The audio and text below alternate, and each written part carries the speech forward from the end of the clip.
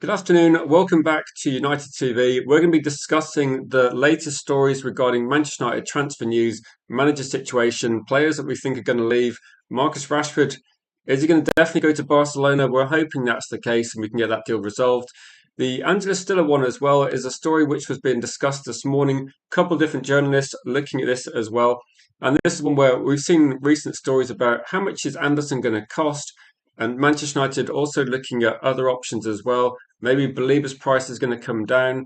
Maybe we're looking at different options as well. A lot of people are saying that Wharton is an option, but Manchester United might be in a fight with Liverpool if he's somebody they want to go for.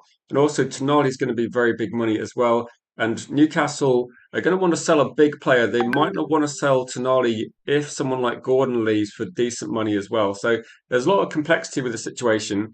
I think one of the things that is true is if you're looking at what the Manchester United are going to do, there's going to be a few targets, and this is why I think we're talking about Angela Stiller. Christopher VIVELL is the person that is pushing this deal. He really likes him. And if we're looking at this situation, I said this as well. The reason I got a 50 million price tag on Angela Stiller is there's a release clause which is significantly lower. It's about, I think it's like £32 million is the release clause, but it's only going to cost Stuttgart about 2 million or 2 to 4 million to actually buy back that release clause and then hike the price up. We're looking at maybe 50 million being the figure they think. So 50 million euros, about 40, I think it's probably about 42 to 3 million pounds at the moment.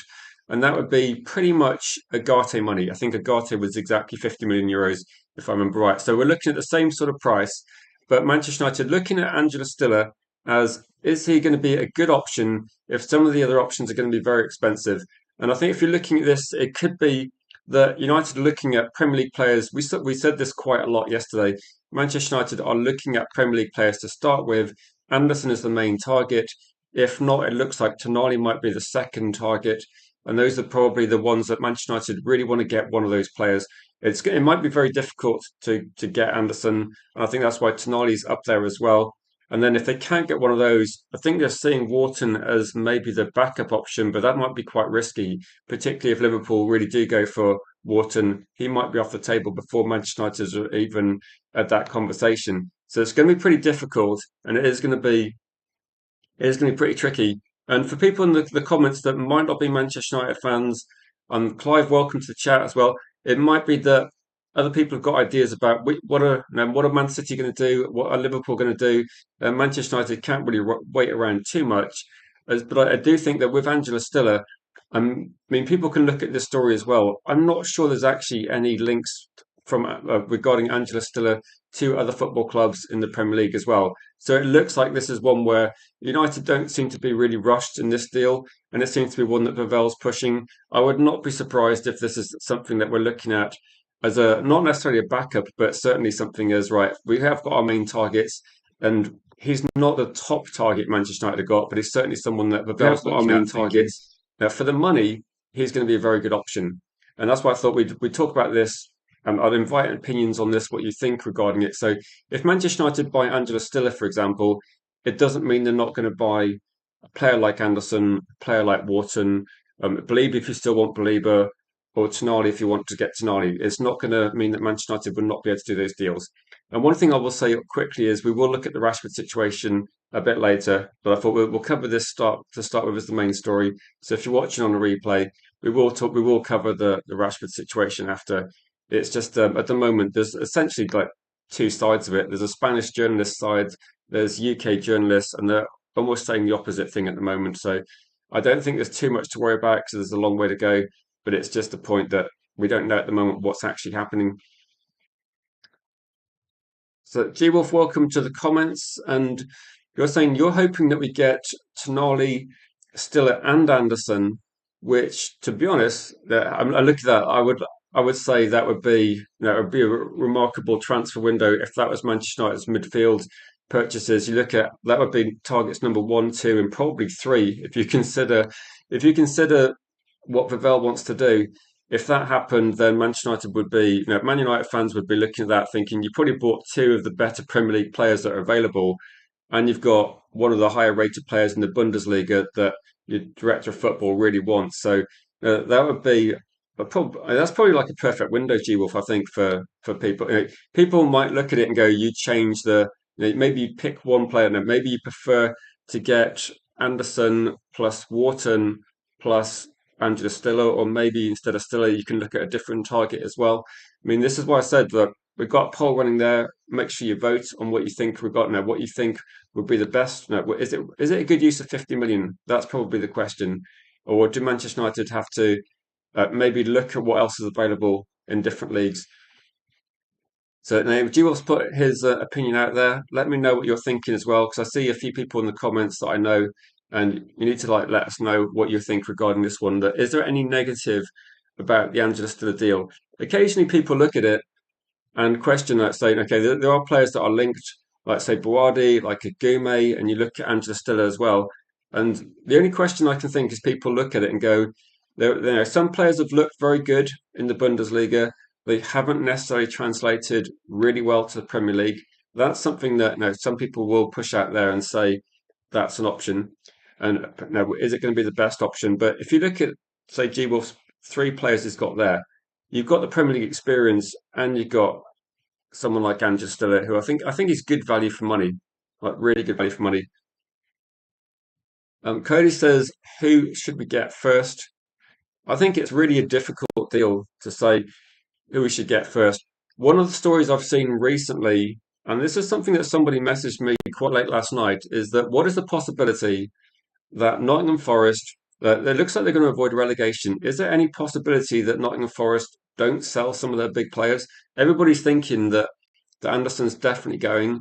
Is there any possibility that they don't actually want to sell these players? They're going to put very high price tags on them. I think it's going to be pretty big money if we do buy Anderson, and I think that that's going to be the difficulty. So that's why I feel like it's quite a long drawn out process.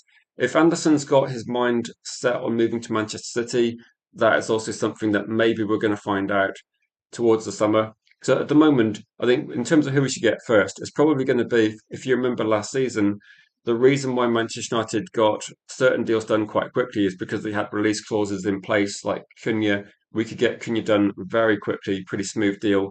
And every other deal is going to be a bit trickier. Even Mbeumo, who pretty much came out and said, "I want to join Manchester United," that deal took a long time because it just took a long time to negotiate the price. So if United are looking at getting a deal done quite quickly, Kylie, I think the most obvious one would probably be Angela Stiller. The only thing that's probably delaying this a little bit and making it take a bit longer to happen if Manchester United did decide to go down that route. The only thing I think could complicate things a little bit is what I said regarding his release clause, and that is if you look at the release clause, then at the moment people don't know what it is. It's supposed to be set at just over 30 million at the moment, but Stuttgart are going to probably get that changed. And I guess what's going to happen is they'll probably put him on a new contract. This is exactly what other clubs have done as well. They'll put him on a new contract. He'll get a boost in salary. It means that Man United are going to have to pay and he's probably going to get a decent salary if he does join Manchester United. But it does mean that it goes from being maybe what we'd consider a very cheap deal, which might have been like, say, 30, 35 million. And then you look at negotiating the salary. Whereas now it's probably going to definitely push it up by about 10 to 15 million. So it's just Stuttgart making money. I don't think it really changes what we were thinking about the player. I think he's still rated. I think it's just that at the moment, United can't really do too much because they don't know how much it's going to cost. So until they actually put a release clause in, Man United probably have to just wait.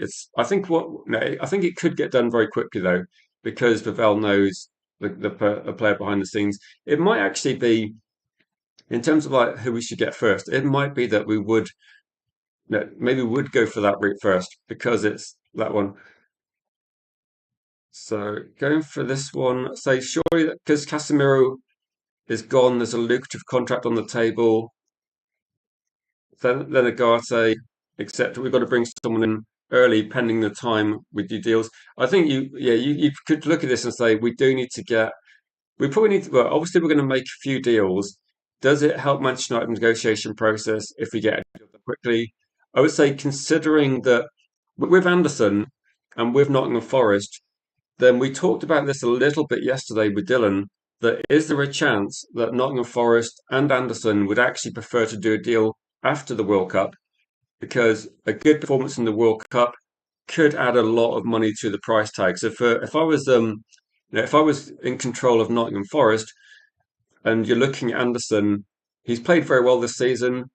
Okay, you'd like to keep your best players, but this might be the season to really cash in. So you'd be looking at Anderson and thinking the best time to sell him might be, what if he has a really good World Cup?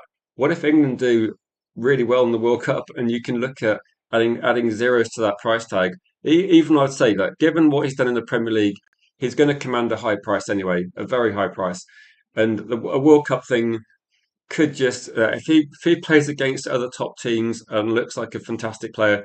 Someone might mentioned it yesterday as well. The amount of money that certain teams in the Premier League sometimes throw at players based on a good World Cup. It is definitely something I think that Nottingham Forest will be looking at. How can we get the very best price for this player? And it might be very difficult. So I saw Clive says 70 million plus. I mean, given like the historical values of players, when we were looking at the story yesterday, it said that Nottingham Forest want a record fee. So they want and when they talk about record fee, you start looking at how much did certain other players cost at the time. And I think you look at Caicedo, Declan Rice, and you start looking at that and thinking that is actually crazy money. So I don't know if that is that the sort of money we should be. I mean, this is a question for maybe another stream, but would you be happy paying over 100 million for Anderson? Is probably the big question as well. That when we look at Angela Stiller, 50 million euros, that's it feels a bit like a no-brainer, doesn't it? He's a good player, mobile, quick. He's got a lot of. I've seen actually his range of passing is decent, and I think okay, there's no guarantee he's going to be able to replicate exactly the same level initially in the Premier League. But Ravel's has got a bit of credit in the bank given some of the decisions he's made. And I think some people are looking at Vavel and actually going, I'm not necessarily saying 100% this as well myself, but I see a few people looking at the decisions Vavel has made and actually saying if Vavel rates him, that's enough for them. Like people that watch the Bundesliga, and I know a few people that are avid watchers of the Bundesliga, they really rate Stiller and they think we should buy him. And they think that £50 million is an absolutely decent price. It would have been ridiculous if it was 30, but £50 million of 50 million euros is a perfectly acceptable price. As Jim says as well, I would go with the players Vivell wants more than Wilcox. And we saw with Lamans, actually Vivell went with the goalkeeping scouts. They rated Lamans and he took on their feedback and made the decision. And it was considered a little bit of a risky decision for some people, but I think it's obviously worked out fantastically. Whereas a few years ago, we didn't listen to our scouts and we went down the Anana route. And there's another goalkeeper we were going to get a few years ago that we could have got for a few million, like 5 million. It was then priced at about 20 million last summer. So we've done well regarding that one. I kind of agree with Jim as well, saying that at the moment, Pavel's made some good calls. And as long as he's got the credit in the bank, like I said, if Vivell pushes for Angela Stiller, then again, Vivell is staking his reputation on this as well. And we know he's got lots of strong links in Germany.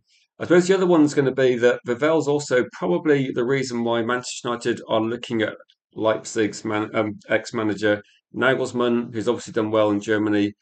And that could be a decision as well. I think Vivell is going to be getting. I know what Jim's saying regarding Wilcox. Sometimes it's difficult to know Vivell, Wilcox, Brada. It's difficult to know 100% who's making each decision. I mean, also that has to go be authorised by people senior at the club.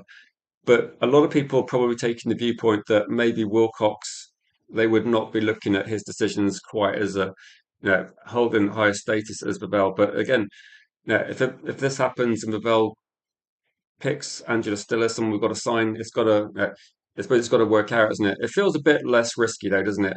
And I did say this, and I had talked about this a few times. I think United need to get multiple midfielders, so each transfer, an Angela Stiller transfer, doesn't feel incredibly risky when you consider that they're going to buy hopefully another couple of midfielders as well. So, welcome Bilal to the chat, and Danny's saying he thinks 90 million to Man City. I'd love Man City to get slapped with a transfer ban and as part of like whatever they've been rule breaking, but I don't see it happening particularly quickly.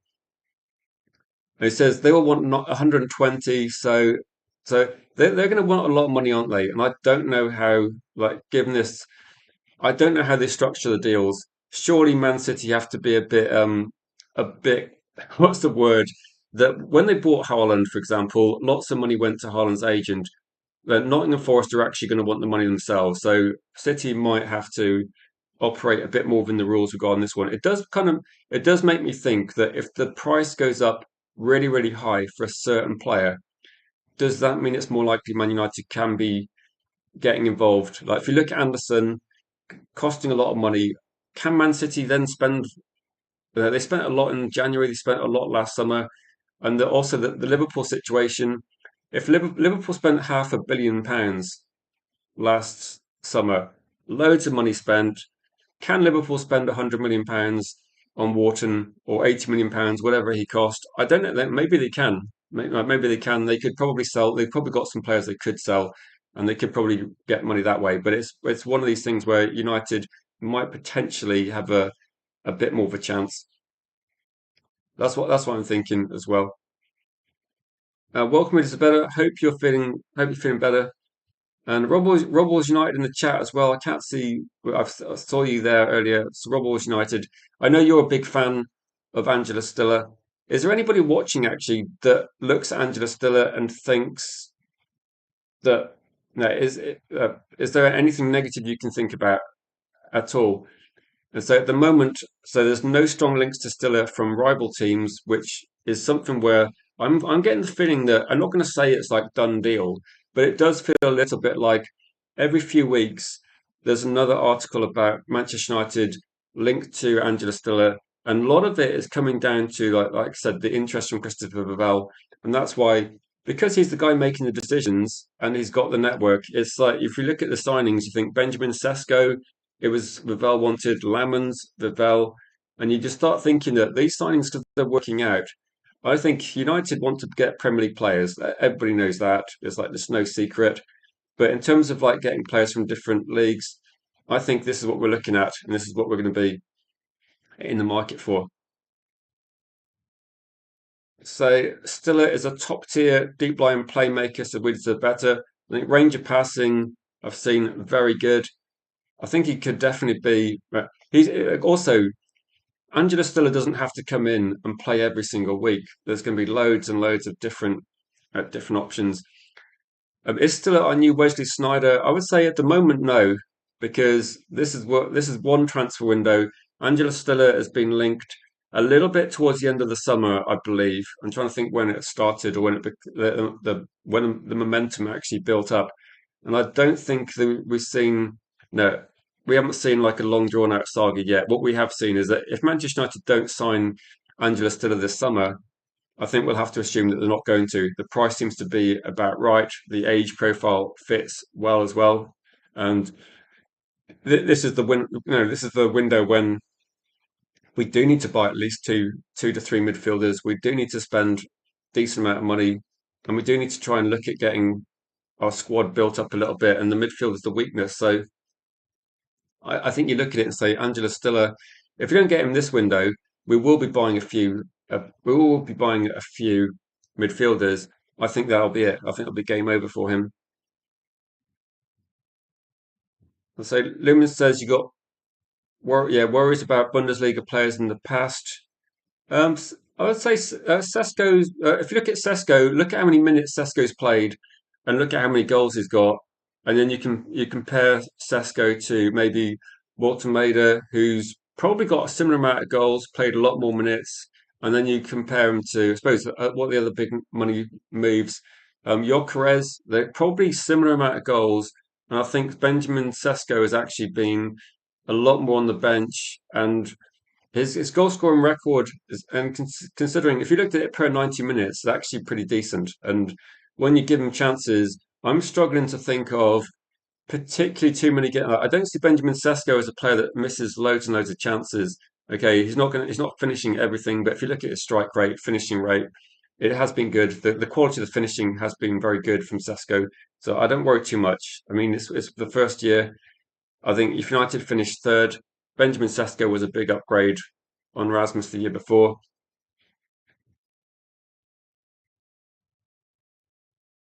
So Andre at Stuttgart, an excellent prospect as well.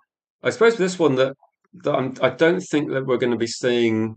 I don't think we're going to be seeing Stuttgart sell loads of players. Well, I could possibly be wrong. I know Leipzig have been a big selling club, and they got a lot of money for not just Seska when we bought him, but they also sold Simmons as well. They got rid of a few top players. But no, I always say this one that I would looking at this one and saying buying both of their midfielders. I don't think that would happen. To be honest, I'm not saying that they're not good players and it wouldn't be a sensible use of money. I would just say that Manchester United's transfer strategy is going to be a bit cautious, and I would look at it and say, my best guess would be if they get one player from a different league, it will be Angela Stiller. But it seems that it's not really a big secret, is it? I don't think we're going to be looking at loads and loads of different players across different leagues. We're going to be looking primarily Premier League players, and if we go for a signing from a different league, it's going to be Angela Stiller. I'd be honestly very surprised if that's not the case. And if it happens, then it's not going to cost a lot of money. To be honest, I would say if you look at it this way, with Agate leaving, I don't know how much Agate is going to be sold for, but if Agate leaves, then Agate can effectively be replaced by Angela Stiller. They are about the same sort of price. I think it's a big upgrade regarding that one as well. Oh yeah, this is actually I actually this slipped my mind, but the one team that has been interested, I maybe haven't seen quite so much interest recently. There might have been a reason why there was why this was talked about and then it kind of disappeared a bit. But Real Madrid had shown significant interest in Stiller, and in terms of planning their midfield restructure, the knock on effect of this was there was a lot of links with Camavinga, Valverde. They got now Real Madrid have got some top quality players. There's definitely a few links with players leaving Manchester City, whether it happens or not. So it's worth noting that Real Madrid have shown significant interest in Stiller. They're looking to rebuild, restructure their team. I can't remember what the reason was that maybe I don't know if the fans were not so keen or whether there was news that maybe not everybody on Madrid's side are completely keen on Angela Stiller. But again, this would be a tricky situation that if Manchester United are looking to try and get a deal done, when there's a release clause in place, I suppose it's completely up to Stiller where he wants to go. Kind of quite difficult actually to turn down Real Madrid. The only thing that puts Manchester United a little bit maybe in like the front of the queue is that VIVELL has this very good relationship with lots of clubs in Germany, lots of players, lots of agents in Germany. He will know the player pretty well, and maybe that's something that can, maybe he knows what the player wants. Can Real Madrid offer him the amount of game time, what he wants there? There's no doubt, actually, I'd probably say different leagues, completely different leagues, La Liga and the Premier League. Maybe it's a difficult, it's kind of difficult to guess what would be the best suited for him, but no, I think with Real Madrid, if Real Madrid really, really want a player, it can make it difficult. And we saw with Euro, Manchester United had to get in early, had to pay big. Not really the case this time. You got a release clause, so it could go either way. It's going to depend on that one. I wouldn't like to guess actually where he'd go. I'd hope that if Pavel, no, if we want him, we're probably going to have to make sure that we give him an offer that in terms of like playing time, I think that he's going to be appreciating or wants. That could be the only factor, I think. And yet the other situation is obviously Real Madrid have got some ridiculously good players in their team. They're regularly going to be in the Champions League. They're regularly going to be competing for trophies. It might be tricky as well. Cody's saying I think that Madrid are on the Rodri train. I'm not sure about the Rodri train. That a lot of people looking at Rodri. If Man City are looking to ditch Rodri, he looked a little bit rubbish regarding say form early on in the season. I don't know whether, but I don't know. Like Man City are clearly looking to move on Rodri, get a younger player in. Should that concern? like teams like Real Madrid. I don't think Real Madrid would necessarily put in big money for Rodri. It's a gamble, isn't it? Rodri was excellent a few years ago. Injuries, form, I don't know. I don't know. If Manchester United were linked to Rodri, what would people's reaction be if we were looking to bring in Rodri? Like, because for me, a lot of people would then start questioning: is it someone that you can have at the club a long time, build around? Are people concerned about the injury record? I don't think Rodri would be up there in terms of what fans are thinking. Stuttgart put out the release clause for 2 million.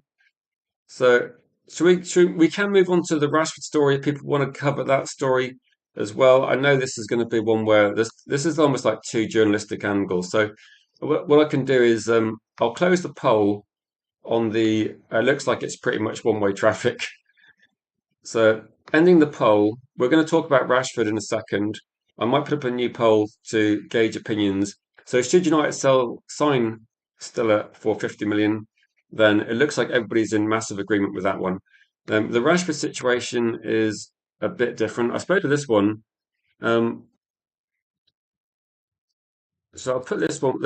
Where will Rashford end up? Is the question. I'll put a poll in the chat so we can just have a general vote on this one. I'm going to say that I think the least likely is back at United. Has to be that. Surely the most likely is at Barcelona. That's my guess at the moment. But I'm going to put other up there as well because there is potentially other clubs interested if it doesn't happen. I would say if Barcelona don't sign Rashford, it would be a surprise for me. And then I wouldn't then automatically think, right, it's coming back to Manchester United. I would be thinking it's a bit like when we had, say, Sancho come back from Chelsea. He then went out to a different club. And I think the same thing will happen as well. So I'll put the poll in the chat there and say, where will Rashford end? United, Barca, or other? Just to put out the questions, see what people think.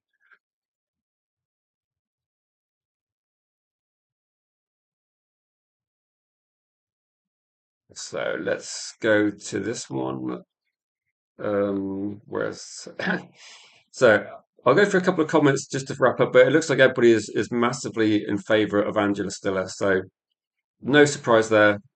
No surprise there.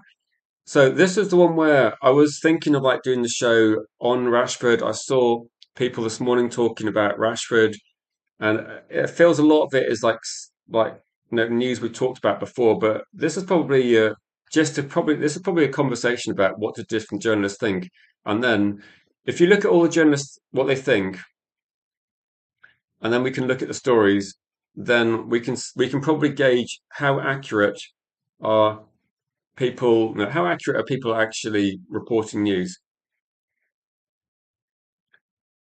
And so, afternoon to you as well, Ian. So, I'm just catching up a bit on my lunch break. A player of this quality should virtually be a no-brainer. And welcome, Luca, as well. Good to see you, Luca. And so, I seem to be more interested in his price than his profile. No, not at all. I think with when we're looking at these players, the price is a factor because if you're looking at what you can actually buy in different leagues. The profile of the player, it's the thing is that the profile of the player, we're talking about how Distiller do in the Bundesliga. It's a completely different situation when you drop like a player that can do one thing in one league might not be able to replicate that form and influence in a different league. That's my point. It's not quite as straightforward. Luke talks Arsenal says Stiller is quality. And so to go for the Rashford situation, and let me know your thoughts and comments on this as we go through this as well. The Rashford situation is one where I think people are going to be somewhat divided. People are going to have different views on this one. But in terms of this one, Marcus Rashford, apparently it's been reported, according to this is the Spanish source to start with. So the Spanish news source and Spanish sporting director Deco has apparently informed Rashford that the club do not plan to keep him. So this has been pushed out there by Spanish news, Spanish media. This is what people are saying, and this is the conversation that's going from the Spanish journalist side and the Spanish media. And they say as a result, a permanent deal seems unlikely with Barcelona because Barcelona are unwilling to meet the valuation. That's the Spanish side of it. Okay, so that's one thing where I said we'll put the Spanish side out of it And then this is Ben Jacobs, who we do talk about as Ben Jacobs, as like how reliable is Ben Jacobs, but he has said that he would be really surprised if Marcus Rashford came back to United. I would also be, like I said, very surprised. His understanding is Marcus Rashford's future at Old Trafford is completely over, and there is an agreement with Barcelona. There is an agreement with Barcelona between the player and Barcelona. So Marcus Rashford, according to all sources, has agreed terms in principle with Barcelona. It's just a matter of Manchester United and Barcelona. There was stories pushed out that Barcelona wanted, wanted to actually lower the price or those sort of things. So this is the story being put out there as well. So two different stories. One is saying that the Barcelona deal is just a matter of negotiating. But again, the news in the sort of Spanish newspaper outlets are pushing the story that Deco doesn't want Marcus Rashford. So I don't know what people want to believe regarding this one. But I'll go through some of the comments. Obviously, it's I think most Manchester United fans, except if you look at the club and look at the situation, Manchester United are looking at trying to buy a left-sided attacking player. We're looking at a few different players in the league, in different leagues. We're looking at a few options, and I think we've already, as a club, I think we've already moved on and actually decided that we're going to buy a different player. So I don't think it's going to be a problem. Could Rashford play in the Premier League? Well, of course, Rashford could play in the Premier League, but does it seem to be a factor that Manchester United have actually moved on anyway and decided to go? So I think when we're looking at the situation regarding Marcus Rashford, clearly Marcus Rashford might have one idea of what he wants to do, but it might be difficult to, yeah, it might be difficult to convince, I suppose, the club that it's worth taking him back. I mean, he was at Manchester United for so long. I get the feeling once things happen like this, it's difficult to then go back, isn't it? I don't think Man United are looking at, considering his age, there's no doubt that he would have an impact in any team he went to. But given his wage demands, given the situation, I think United are generally looking for younger players again. And it's like saying, look, look at the Angela Stiller situation. People are comparing, say, McTominay went to Napoli. There's been stories saying that if Michael Carrick, this was something that was pushed out there about 2 months ago, and said Michael Carrick really likes McTominay, and McTominay would cost this much to get him back. And my thoughts were, there's no way Manchester United are going to try and get back McTominay. It's not something that we have a very set in stone situation of what sort of players we're getting, and we're looking at younger players. So the players who've moved on, we're not going to get them back. I don't think that's going to happen. And it seems that if can you imagine if Man United did integrate some players? Like, can you imagine if we were trying to get back a Nana or Rasmus? Then this isn't going to happen because they have this rule that you've got a couple of years. Like, Agate is going to be gone. I think Xerxes is going to be gone. And I don't think any of the players that are on loan would come back at all.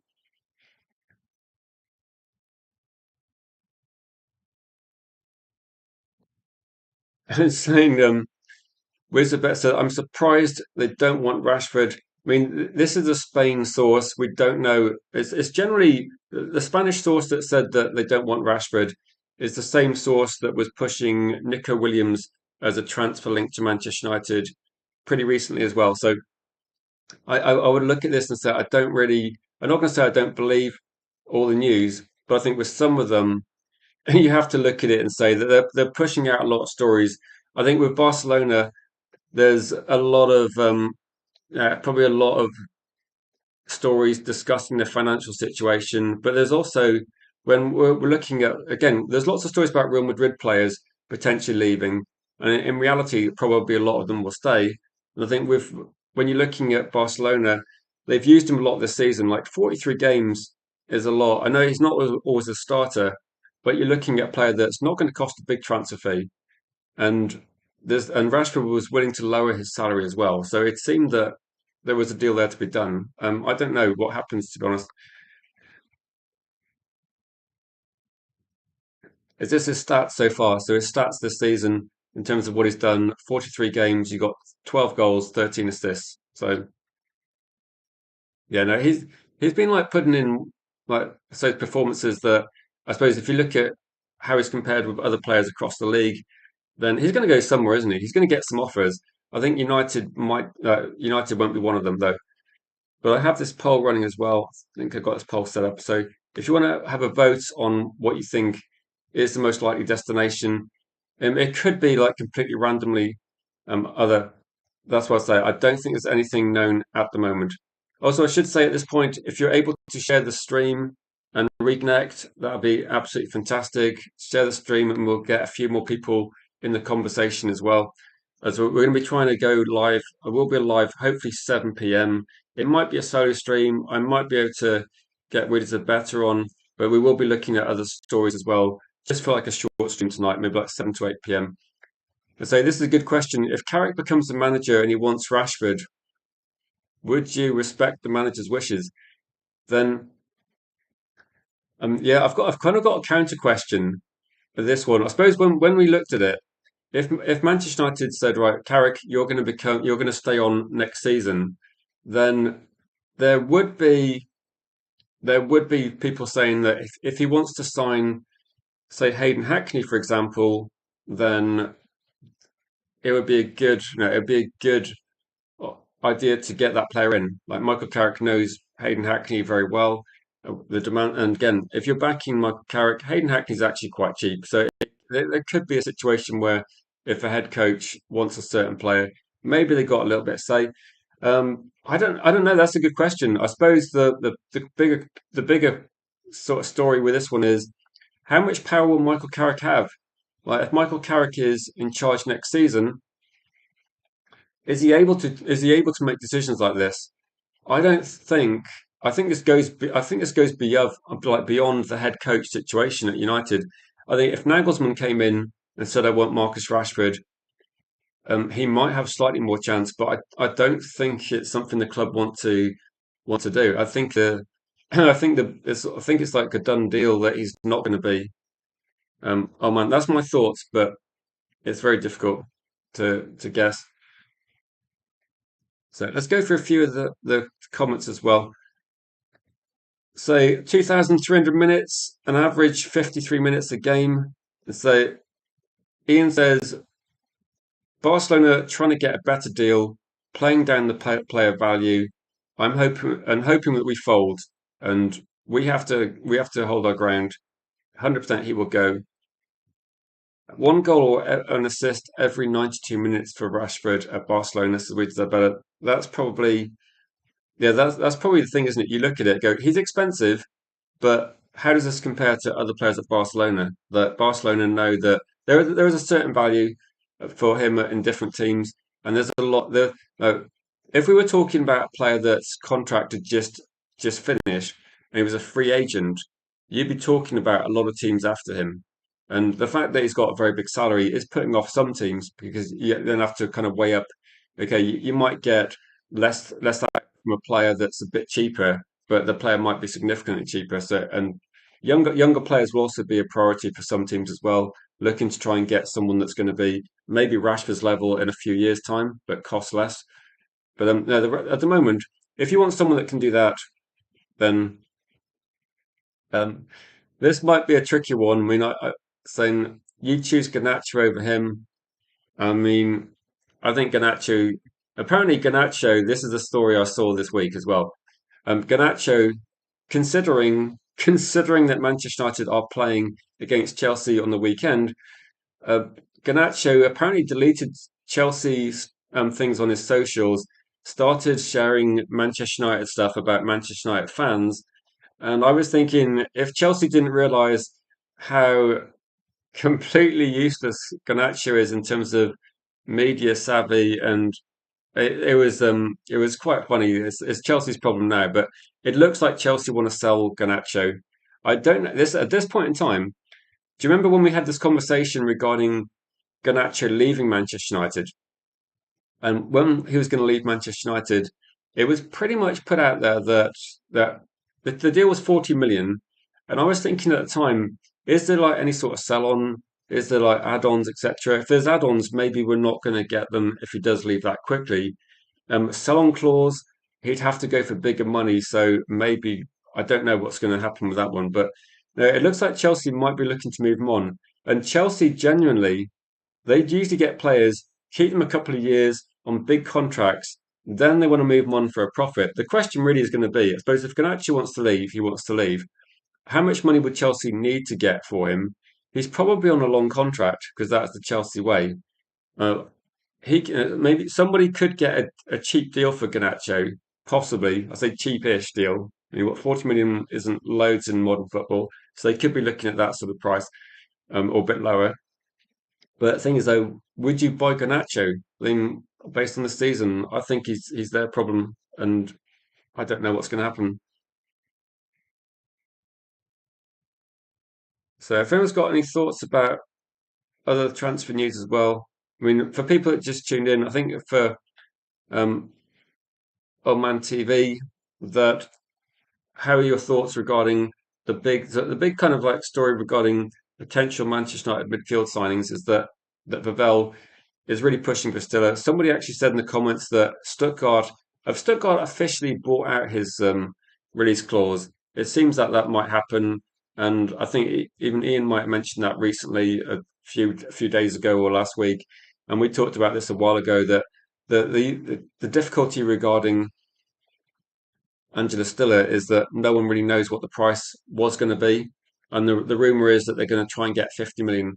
So it might be that Stuttgart think that the price for Angela Stiller should be 50 million, and that's what they're going to go at. If that's what they consider to be market value, then I guess Manchester United have to look at it in relation to our midfield options in the Premier League. So at the moment, it's quite difficult to see if we're going to get any sort of good deal.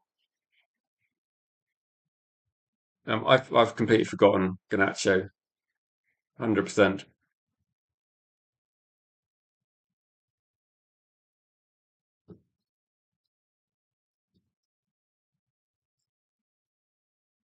So Wizabet says Stuttgart opted to buy out the 40 million release clause for around 2 million euros. This gives them control to demand a higher fee, and it's now going to start at over 50 million euros. So this is kind of where the price is going to be. If you now, if we had this conversation like we did say 20 minutes ago, we're looking at how much money is it going to cost for Angela Stiller? Given it's at the point now, when it was 40 million, and we talked about this as being like, say, 35 million pounds, 40 million, it's a complete no-brainer. Is it still a no-brainer if Manchester United are going to have to pay? How much is it going to? How much is he really going to cost? I think is the talking point. That it does look a little bit like the 50 million euros, and for the same price as Agate, it looks like a really good deal. And when you start looking at the price gradually edging up, is there a price point where you would look at it and say, I don't think Manchester United should buy Angela Stiller? That's probably the question I would look at. So I'm going to put a poll in the chat as well to have decide this. But if you've got any comments or questions, like always I said, please get them in. Particularly as we're rebuilding the channel, it'll always help getting comments and questions in. So I'm going to put like how much of the most like how much would you pay for Angela Stiller? So I'll put that in. If there's any suggestion of like potential prices we can put in, so clearly that the cheapest one is going to be 50 million. So then what do people want as options? Like how much would you pay for him? Say Danny's saying 55 to 60. So we could put 55 to 60 as an option.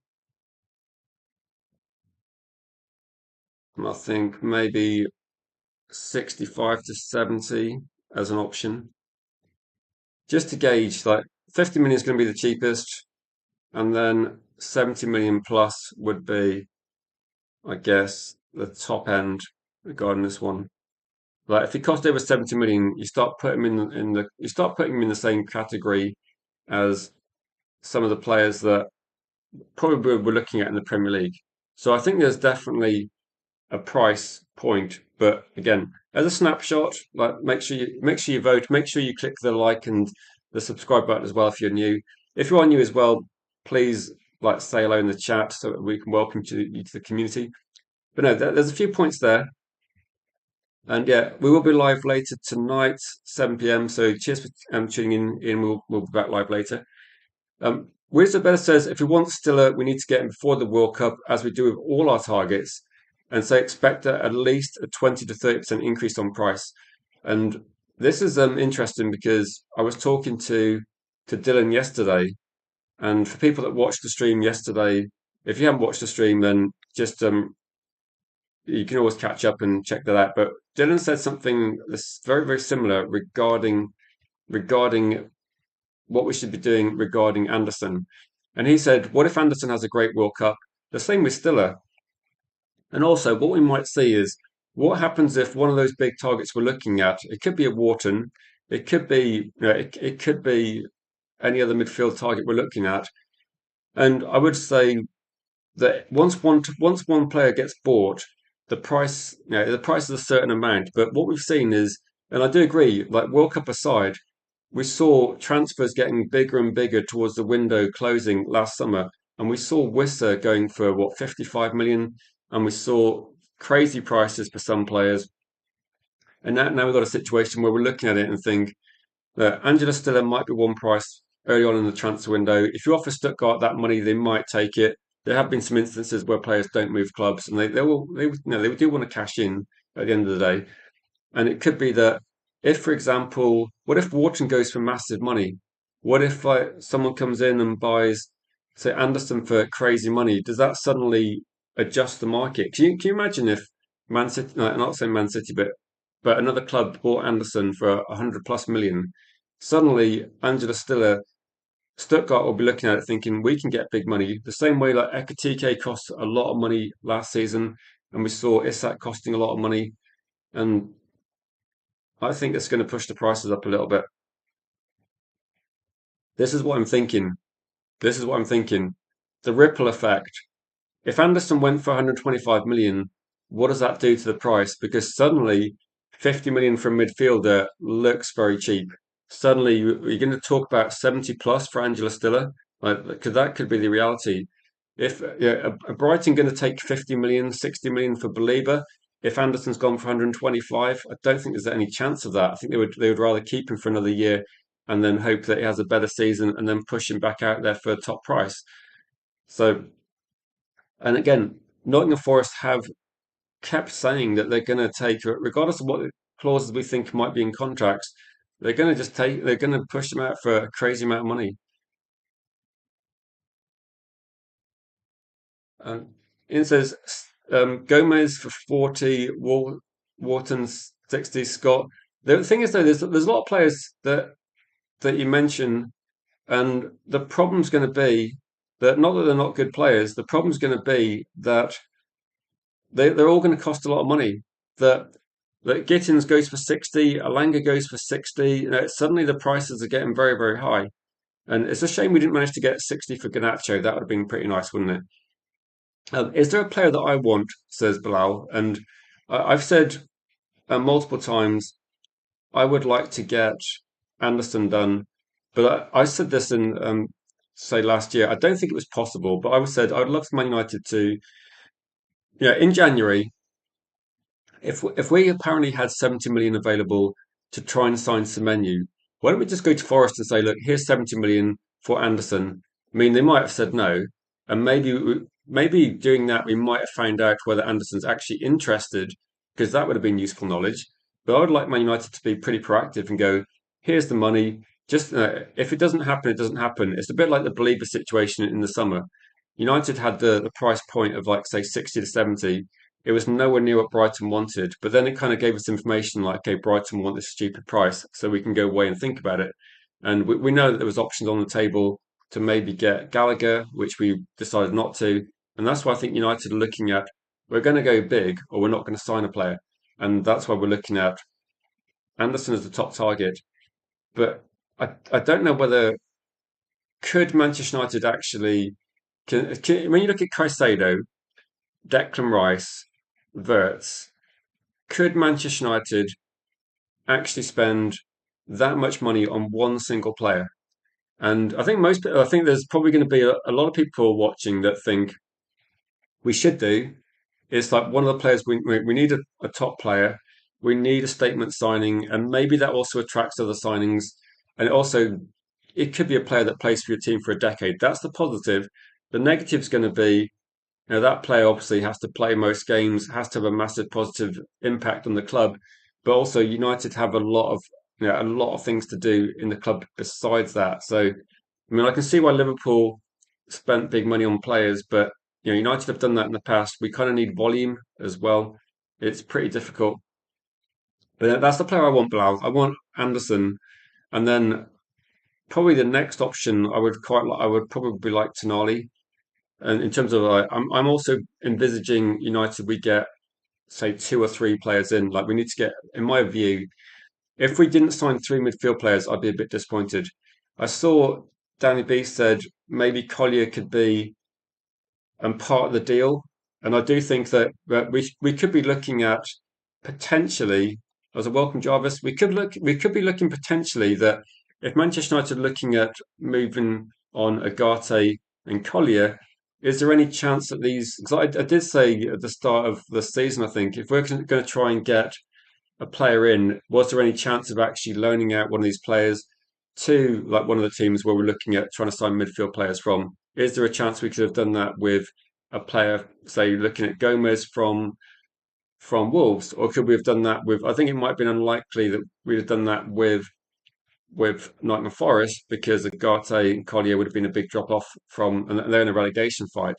But it could be that United are looking at moving players on. Is there any chance that Agate goes somewhere? I think it might be difficult. Collier could be possibly, maybe if he's interested in going to the Bundesliga. But no, I think in reality, Manchester United will probably be looking to sell these players and then use that money to deals. That's kind of my guess. Yeah, Thiago's doing well. I think if United have got some money to spend, I don't really see us being able to spend the amount of money that Brighton like. So Brentford won like how much is it like 60, 70 million for him? I don't think there's any chance we can spend that amount on a backup. He's going to be a backup striker, isn't he? Really? Um, yeah, everything, age profile, quality of players. I, I'm not going to disagree. He's been really good, but I don't think I don't think United like let's be honest, like United can't spend that's the money that Brentford want. Like Brentford have just sold like most of the striking force, the goal scorers last season. They're going to want insane money. So no, he's good, but I wouldn't listen. I would don't listen to who are we not listening to. Um, yeah, Xerxes, Hoyland, they've gone.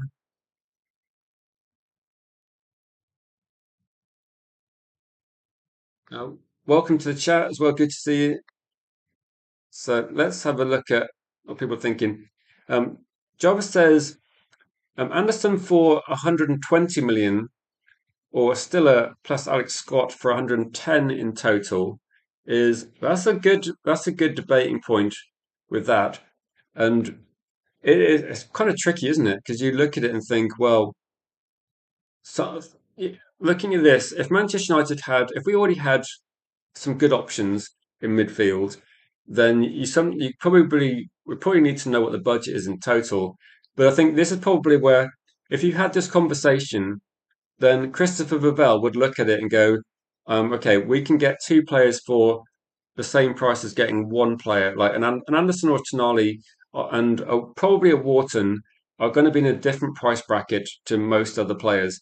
And so I would say for United, when you look at that, it feels to me, Jarvis and other people, it feels to me like Manchester United actually need to drop about 220, 240 million on midfield signings. That if you add up the totals for Cunha, Benjamin Sesko, and Mbuemo, they're all over. Was it like I think Sesko must have been close to 70. We got 65 plus add-ons. We got 62, and you're looking at 200 million ish plus maybe some add-ons to try and sort out Manchester United's attack to get three attacking players that have been like either proven in the Premier League or up and coming like Sesko as goal scorers. And it feels like Manchester United need to do exactly the same in the midfield situation where the equivalent of getting a Cunha and Mbeumo is probably getting an Anderson or a Tonali, and then you've got Angela Stiller and Scott would be good options as well. My kind of approach would be if Manchester United can spend this sort of money, I think we need to get three midfield players in, and we're kind of actually I think we're completely on the same wavelength, Jarvis. I think we need to get three midfield players in because I don't I think we needed more last season. We've got potentially 50% more games to play with European football, and we need to replace Casemiro, Collier, and Agate as a minimum. It's possible that academy player like someone like Kone might get some games. It's possible that maybe Collier does stay and becomes like a fourth, fifth choice. I don't know. It's possible that this sort of thing happens. But I would say this one that last season in the transfer window, when it came to the situation regarding Belieber at the end of the season, I was saying very much we're going to play way less games, which we did because we weren't in the Champions League, we weren't in the Europa League. We're going to play way less games. I think Man United need to go seriously for quality. That's what I said last season. We need quality, and I'm not saying we don't need quality this season, but we need quality and we need numbers, don't we? We need to have a very good starting 11 and we need to have bench options that are not a massive drop off. So when you're looking at the question of those players, I think Man United need to get what they seem to be a premium signing. And Cody's saying he'd rather get Fernandez, Jai Gomez. I think United are looking at it saying they need to buy someone they consider world class, like someone they consider top quality midfielder. And when you're looking at the players that the names that people have pushed out there as being what they consider to be top quality midfielders, you have got the same names coming up month after month, and they're linked to Manchester United, they're linked to Manchester City, and they're linked to Liverpool, and Real Madrid for some. This is why United are looking at the players that other top teams want. So that's why it's going to be difficult. But I would say you need to buy two world class, or at least one world class midfielder that's going to be your Anderson or Tonali, and then you have to look at least getting in two other players that are considered very, very good. That's the minimum. And Angela Stiller could be one of those players that comes into the very, very good category. And at the moment, I have no idea if he would be, in 6 months' time in the Premier League, he'd be considered like one of the best midfielders in the Premier League, or whether it would take him a bit of time to get used to the league. But you could say Anderson looks like he stepped up levels over the last year or two. If he has a great World Cup, we need three midfielders, don't we? I think everybody's looking at that. So we need three midfielders. We've got that two is not enough.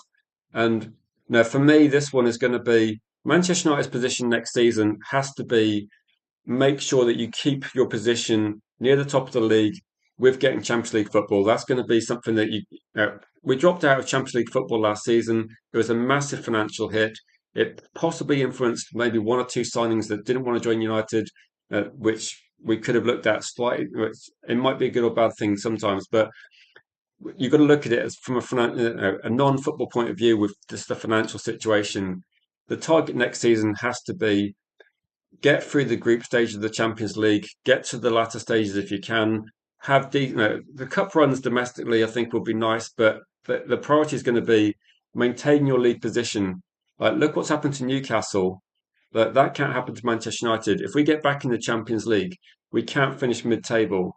That we have to make sure we finish near the top, and it's going to be difficult. I think a performance if Manchester United get through to the knockout stage of the Champions League next season, and we finish third or fourth in the Premier League, it's going to be an improvement. But if you look at the Premier League, it might be difficult to convince people it's an improvement.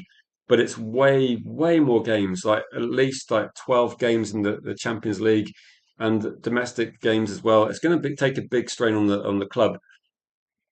If the people behind the scenes at Manchester United don't realise that we need a lot of signings, they're going to be in for a massive shock next season because if we get a couple of injuries in a few positions, we have a big problem. One thing I did see was there was a story that was run yesterday. I can't remember which journalist it was, and it was saying that potentially you had 6 to 7 players coming in. And my first reaction to that was, okay, we do need at least like 6 or 7 players. And when you start looking at that, they're not all going to cost 100 million, are they? They're going to be there's going to be one very expensive signing in the midfield, I think, and then we're going to start looking at a sliding scale. It might be that United have, for whatever reason, good or bad, earmarked a large sum of money for a left winger, and maybe that's been offset a little bit by Marcus Rashford moving. That's what I'm thinking. And there's potential, there's interest in centre backs. That's something that I think would be also useful to get done. But the conversation today is very much like we have to stabilize the squad as a minimum, don't we? And like Jarvis says, yeah, complete sense that we're not really in a position to go head to head with City for one-off signings. We're not at that in that area yet. It might depend very much on. Lots of people think Anderson's going to go to City. I'm probably in the same group at the moment, thinking that it's likely that he's going to go to Manchester City if they want him. And I don't think that at this point in time, I don't think Manchester United would be favourites, but you really never know. And I don't know what's going to happen at the moment regarding the only things that could be factors is potentially things that happen with Man City, either charges or Pep. There are some things that could change the landscape of football a little bit, but I think Man United at the moment, we need to convince, I think, fans, players, agents, and the footballing world that Manchester United haven't just kind of had one improved season. We need to try and build on this and have a stable footing where, as a minimum, Manchester United should be a Champions League team every single season, just so that if we see a transfer story and a player comes out and says, "I want Champions League football," we have to be a Champions League football team every single season. The days of players growing up as fans and then going, right, I want to play for Man United, that's not necessarily going to be something that happens. We need to be in the big competitions. Players that grow up in Spain that support Barcelona or Real Madrid growing up, if they're going to jump to the Premier League, they've been looking at Man City and Liverpool and possibly Arsenal recently. That's what they're looking at. And United need to put themselves in a position where players look at Man United and think, I'm going to join Man United because I can win trophies. That's kind of what we need to try and aspire to. So let's go for a few of these. If people have got some comments as well, any sort of questions will be appreciated.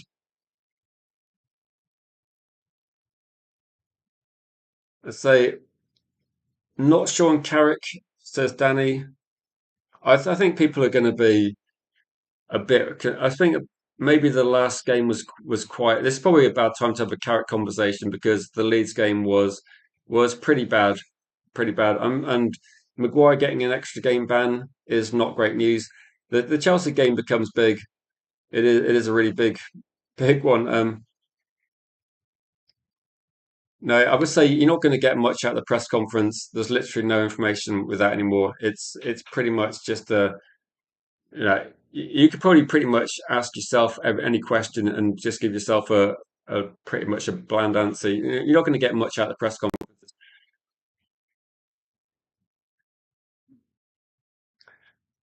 So let me have a look at this one. So the Martinez appeal has been rejected. 3 match ban. Did that? Did that get it? Is that? I know when you get a straight red for violent conduct, you get a 3 game ban. I didn't know whether if you appeal it, you get an extra ban or not. I guess with if it is extended, that's pretty much most of the season, isn't it? So Lissandro Martinez has barely played this season. So whereas the better has Stiller, Wharton, Tonali are all doable, as is Belieber.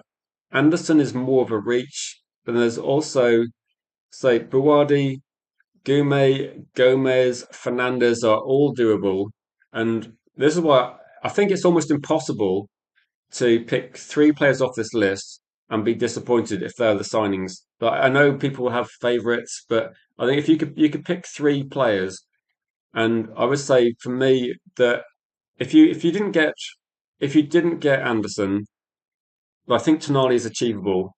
That would be a deal you could get done, and then you could look at saying getting a Stiller, and then you could go for Fernandez, who's I think Fernandez has actually been.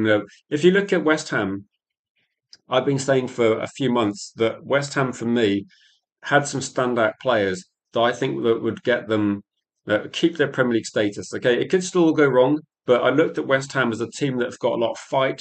They've got some good quality players. I can't really explain, and I was surprised. I can't explain the first half of the season because the West Ham players in the last 10 games they look like a different team, and I don't know what happened at the start of the season, but they have got there's some good players there that should definitely be looked at. And I think Paqueta going and West Ham still carrying on just shows they got a bit more than just one or two players. Fernandez would be a good option. I would probably look at this and take on if we got Tonali plus Belieber plus Fernandez, or you could argue Tonali plus Stiller. There's a couple of players that, for whatever reason, because of the media and the continual links, I still think Manchester United will go for Stiller. I think Tonali might be the best option if we don't get Anderson. The only thing with Belieber is I think the Belieber deal would definitely happen if Brighton lowered the price a decent much. I don't think Brighton will lower the price. I think they'll be hoping that for some reason the transfer market goes crazy and he goes for big money. But he hasn't had any consistency this season. The club hasn't been playing particularly great. Whether it's injury issues or form, I don't think it really matters regarding he's going to be too expensive. But there's loads of doable options there, isn't there? That's probably the luck at the moment.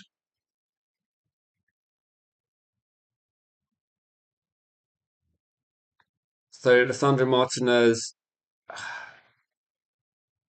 no, I can't say too much about it. I know people will question but it's not the first instance, is it? He's got crazy, he's done things in the past.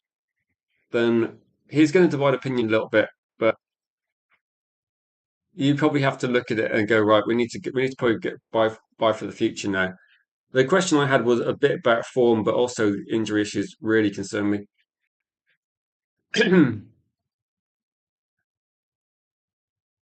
So Jarvis says we should stay away from Belieber. We can't afford to make mistakes this summer. 100% agree. We cannot afford to make mistakes. That's why I'm guessing that if we do a deal for Angela Stiller, then we can't afford to make a mistake. And it would seem that if you buy a player that's going to cost, let's guess that Angela Stiller costs 50 million euros. They want 50 million. I'm guessing that Real Madrid won't want to spend a lot of money if they're trying to get Angela Stiller. I don't think there'll be any sort of bidding war. I think it will come down to Angela Stiller deciding which club he wants to go to, and then if Manchester United want to get him, they look at that sort of price. Maybe it's slightly more than we thought we would have to pay, but I don't think it would be considered a mistake because he is a good player, and it wouldn't be. It would be just paying maybe slightly more, but transfers do seem to be pushing up. I think when you look at football as a whole, with the money in the Champions League, some of the top teams, obviously, the revenues are going up and up, and I think that's why the transfers are going up. Like that, we have to pay. We probably have to pay transfer fees. We used to pay in the past, but we got it wrong. We have to pay those transfer fees still because every team in the Champions League football now, like Liverpool, were a good example. They're able to spend more because the prize money is crazy. Chelsea got loads from that Club World Cup, and they're able to spend more. So United have to spend more to get back into those competitions. But no, is there a price point where you'd look at Belieber and go, maybe it's worth a deal? Because I think with Belieber would be, I think Belieber's dropped down into the conversation where people look at Angela Stiller now as a cheaper option and a less risky option. And even like Joe Gomez, Fernandez, people are looking at them as going to be, maybe they got the right mentality. If you think about players playing for West Ham, you've been up against it, and we're seeing like we played against West Ham and but do we lose? We lost to West Ham and drew, didn't we? Like West Ham have been a massively difficult team to play against recently. they're so difficult to beat, and they've got a lot of quality. And I would say that if you look at those players, they're stepping up and they're playing really well. And Belieber hasn't done it this season, so I think there's a lot better options. And welcome United, so Di, good to see you in the chat. If anyone, people are able to share the stream as well, that'd be great. We got United for the win, reconnecting yesterday as well. And I think somebody else messaged me actually saying they found I can't remember who it was now, but somebody else found the channel again yesterday as well. So gradually we're getting back there. Gomez a better player, says Danny B. And yeah, he was. I said in January that.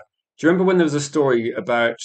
I think in the end, um, there was a story about Wolves players, and the Wolves replacement manager was told they weren't going to sell players unless they got big money, and he was able to reshape the squad a little bit. But now we could have put an offer in for Gomez, and I was at the time I was saying we should do like we should either look at if we're looking at Gomez or Hackney, or I was saying we should get a player in January because we got no midfield options.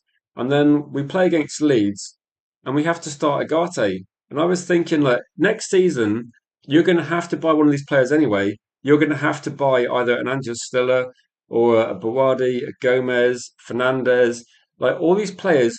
Why not buy them in January? Like, what is the reason to not buy them in January and wait to the summer? It doesn't make any sense. Like, it's if you think January players are going to cost a lot. They're going to cost a lot in the summer anyway. They're not going to be. And also, how much extra would you have to pay to get Gomez in January or the summer? And how much money do you lose if you don't get Champions League football? It just doesn't seem like a good kind of like risk ratio. It doesn't seem to like for me. It seems crazy. It seems like an unnecessary gamble. So let me go, Rob. You got a really good comment there, Rob. Let me just. For some reason, the comments moved as I was trying to click on it. And saying we had 65 for some menu. We got Champions League money. We should be able to spend big this summer. We should, shouldn't we? Like we should be able to spend really big. So I don't see any.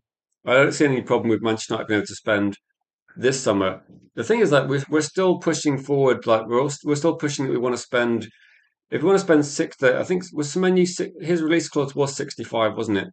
So I thought with this one that United could have spent that money on different players.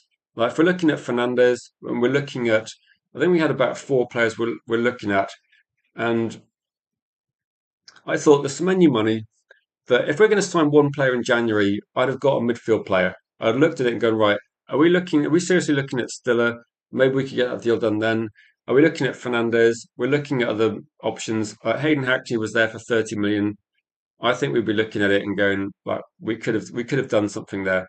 So, I mean, we could have got an attacking player, but if you're looking at our squad from now until the end of the season, and did we need another attacking player? I'd argue that we're creating enough chances. We got a goal threat. I would just say we're one injury or suspension away from having not a good enough midfield and that felt vulnerable. Oh, don't forget, in January, we did have Dorgu playing as well. So we have lost an extra attacking player since January. So the situation looked even more that we needed a midfielder in January.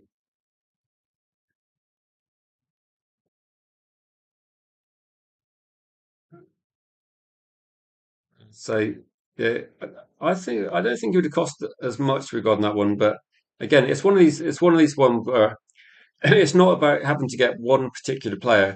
It's just that there was options there, and I was just amazed that when you look at the transfer window in January, and this was kind of like annoying me. When you look at the transfer window, Manchester City used that transfer window to try and get back into a title race, and they bought Semenyo and they got Gay signed up as well. And I looked at Manchester United's January transfer window as an opportunity to try and almost guarantee Champions League football by getting a bit of squad depth and thinking that these players don't have to be first team players next season, but we do need to get some quality on that bench that's going to be there to step up. Just good average Premier League players that are going to be your bench options and they're going to be part of your squad. They're still going to feature a lot.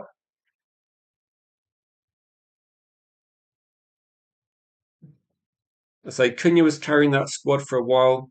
They've had like they've had good. Think with this one that the overall squad isn't good enough, is it? And there was a couple of times. I think like they're going to get relegated this season. They were lucky not to get relegated the season before. They started shipping out lots of players, and they haven't really replaced a lot of their players. Cunha was obviously like I think probably their best player we got, but there's other players that were contributing. I think when we played them, they were actually pretty terrible in one game, weren't they? So Ryan says, "I've got no faith we'll get what we want and need." Last time a goalkeeper was yeah. Do you think the thing with like last season? Do you remember when I did a stream last season and it was probably getting on towards the end of August, and I did a couple of goalkeeper streams. It might have been before Donnarumma went to City, and we were talking about potential options. We were talking about Donnarumma, Emi Martinez, and Lamens. And I think at one point I said, I don't really care which goalkeeper we get anymore. We need to get a goalkeeper. And we were linked to the Italian goalkeeper whose name I keep forgetting. We were linked to about five other goalkeepers at least. And we were linked to Trafford, weren't we, before he went there? But there was loads of goalkeepers, and I agree with Ryan. I think that the reason it took so long was I think it took that long for VIVELL to convince Manchester United that Lamens was the right goalkeeper to go for. I think behind the scenes it might have been a battle where Manchester United, the hierarchy, were looking at the situation, and I think they wanted Emi Martinez or a goalkeeper that at least played in the Premier League. So in terms of when as fans we're looking at trying to get the decisions correct, I think Man United are very concerned that they'll get the decisions wrong, and that's why it's going to be expensive. If you go for just Premier League players, it's going to be quite expensive. But I suppose it's not the risky. It's not as risky, but it is pretty pricey. So yeah, we left it way too late, didn't we? And then it means we just didn't get him in for pre-season. We had to. It cost us points, and it definitely cost us. Like league position could have been a bit different. We could have been a bit higher up the league if we'd have started off with Lamens in every single game. Like we could have been, we could have definitely got a few more points on the board, and Champions League football could be locked up by now. So I have this concern as well, Ryan, that we're not quite quick. We're not quick enough a lot of times. It's a bit annoying.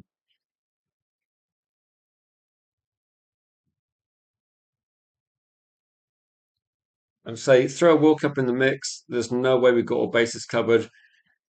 No, this is going to be difficult because there's going to be a crazy amount of news, and I don't know what people's expectation is regarding the transfer window. If Manchester United don't sort out midfield, I think most people, like most fans, we're going to be sat here thinking, right, that's the one thing you have to sort out. If we don't get a centre back, I'll be a bit disappointed.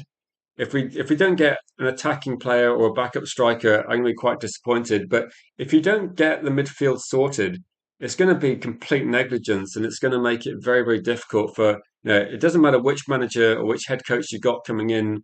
If Carrick stays, or you get Nagelsmann, or you get another option, that doesn't matter how good a head coach you are. If you go right, here's a Agate, Collier, Mainoo, that's your midfield. Like you need to actually get you need to get the top quality players in. Like you need to get some more quality into the squad.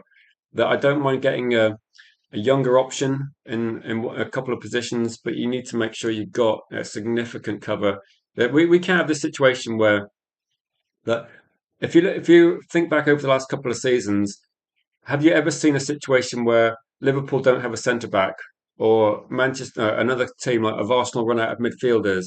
Have you ever seen a situation where people have actually run out of players in positions or played like let's say 9 months of the season without a left back? Is that this sort of thing has happened a lot at Manchester United, and it feels a little bit like a bit of cost cutting has actually made it very difficult to try and actually achieve what we need to do.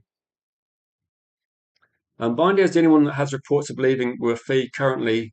I think that, I haven't really looked into it recently, but wasn't the didn't the owner or someone very senior in Napoli say that the Rasmus was like a done deal and it was a guaranteed purchase for that one? So that's the two that you think are going to definitely happen. And Binding might be a little. I think Binding might be quite cheap, but I think the I thought that Rasmus was like almost a done deal. It's just a case of, you know, I don't know. I don't know. I think it's just waiting to the end of the season, but I'm pretty sure that's a 44 million euro deal that's going to go through. In which case, that's probably good news. So sneaking suspicion will go for Belieber early because that's an easy deal. Would it be? Would it be easy that? Do you know at the back of my mind, there's like a few transfers I've said I think that yeah we don't talk about them every single day, but there's a couple of transfers where I think Manchester United are kind of always in the mix with that one, and the Belieber's one of them. The Stiller Angela Stiller's the other one.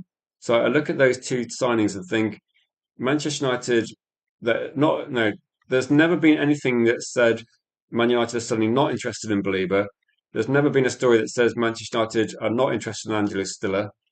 The stories regarding those two players are always that they're on the short list. Manchester United are considering them, and I get the feeling that United don't tend to go that much, make that much progress with a player and have that much kind of interest without then going back. And I think regarding Belieber, the thing that I read that kind of like cemented this view, in my opinion, was when they're talking about Belieber, they said that the temporary form is not an issue, and they didn't actually look too much into what's been happening recently. And Manchester United still value the player. This might have come from like this sounds like Fabrizio sort of use of like terminology, but Man United are still significantly interested in Belieber. And is it going to be an easier deal? I don't know if it's going to be an easier deal. But when you mention like going for Belieber first and then focusing on Tonali, that kind of makes a lot of sense because that would imply that United they'd like to go for Anderson, but if there becomes a realization that Anderson is not available, Tonali's probably the best option in terms of if you want to tick every single box of age, quality, Premier League experience, Champions League experience as well. Something also that you need to look at is that we're going to lose a lot of experience with Casemiro, not just like what he does on the pitch, but also his experience of playing top European football for so long. And then like Tonali won't have the same experience, but that would be good, wouldn't it? That would be something that he could bring in. And I think Tonali that's why I'm saying he's effectively my second choice probably. You could say also all these players are going to be potentially playing international football apart from Tonali. So Tonali's not going to be like Italy aren't in the World Cup. So Tonali might be a good player to try and get hold of. He might be someone that we can like if we're going to be chasing him. I think Tonali will have options, and it might be with Tonali. It's depending on if he wants to be a Premier League player. I think we can get him.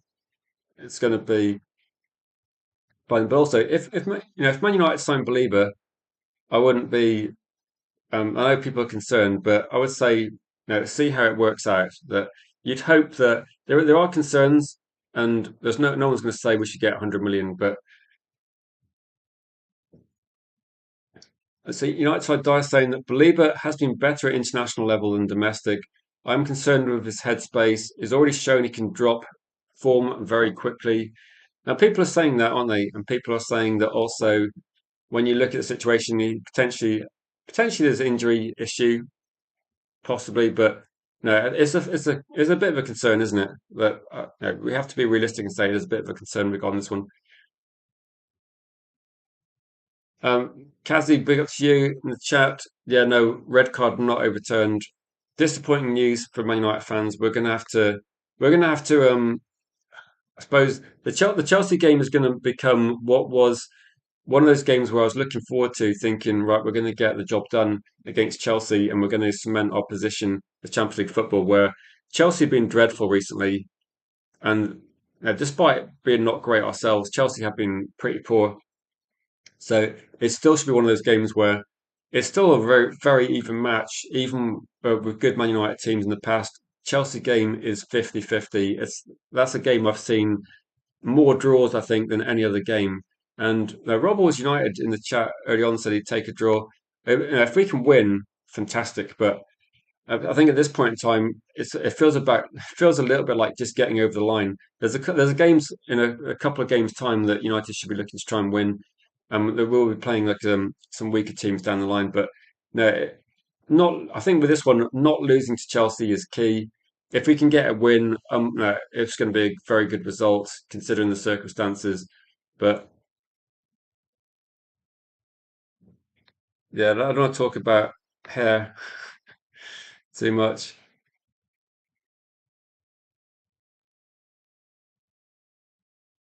So yeah, there's options, isn't there? Like I see people talk about Matoma as that one. There's options on the table. I'm not. I think with this one, when you're looking at players playing for Brighton, I just think they want too much money. That would probably be, yeah, that would be way too much.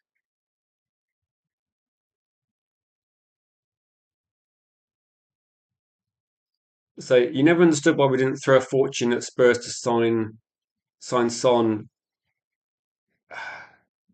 Do you think with this one that Son signed a very long term contract with Spurs, didn't he? I don't think he was ever going to leave Spurs. So I think that's the factor. I think that's probably because you'd look at him and saying he was a phenomenal player for a long time.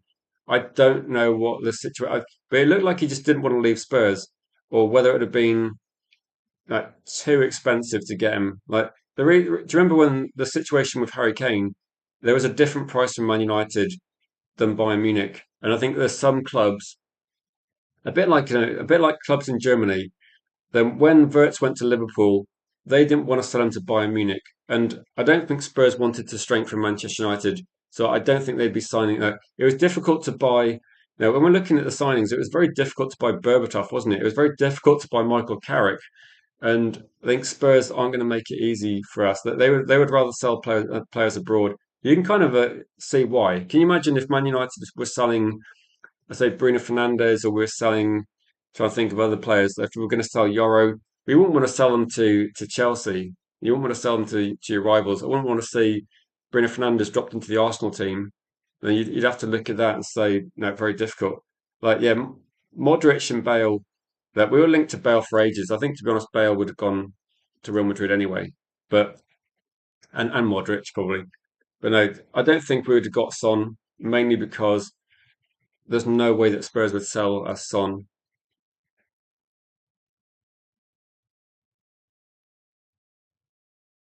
So if anyone's got any final questions to get involved with it, I did run a poll actually. I was trying to gauge opinion and trying to say how much would you guys pay for Angela Stiller. So if you haven't voted, I'll give you like a little bit more time to vote in the comments because I was in terms of like what do people think, it'd be interesting to see what the high end is, the high end of the valuation. Also, if people watching, if you're watching and it's the first time you've watched, then please subscribe. As we're trying to get to 500 first. We're trying to get to obviously 1K ultimately, and every bit helps in terms of what we're doing at the moment. I'm not sure what we're on at the moment. I think it's about 480, isn't it? Or 481. So any new subscribers, always welcome to join the community as well. And if anyone is new, just say hello as well, so we can welcome you to the channel. But I'll give you people a few more minutes, and then we'll close the poll, see what the result is, and gauge like what is the top opinion that you want. I mean, I didn't do a Rashford poll because it's yeah, Ryan's here, and I don't want to make him too angry. No, but we did say that Spanish outlets are definitely pushing out that story, Jarvis. Yeah, 100%, 100%. That's what they're saying. Ben Jacobs, I don't really know if he knows anything different to that. He just says nothing's changed at the moment.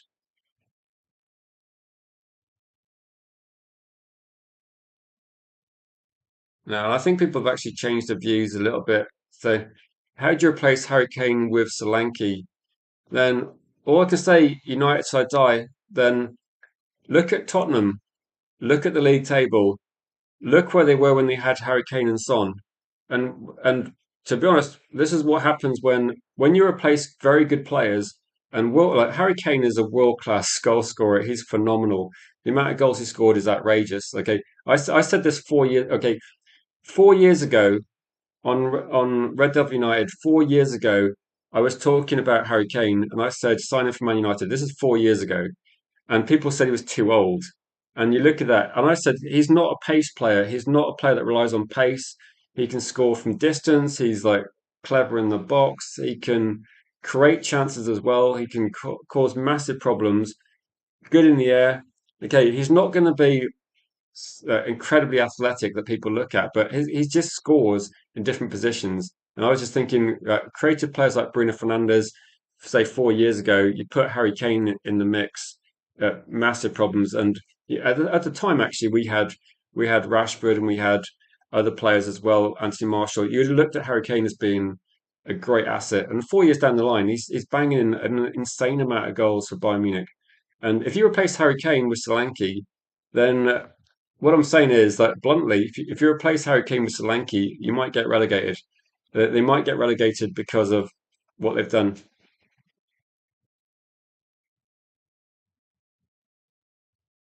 Yeah, Harry Kane will be. How old is Harry Kane now? Harry Kane also, he's never as old as people think. And at the moment, I think he's got about 50 to 60 goals this season. He could win. I'm trying to think what Bayern Munich. He could win a few competitions with Bayern Munich this season, and he could score an obscene amount of goals, and people will just be looking at it and going, "He's still too old." Still, no, he's an outrageous player, isn't he?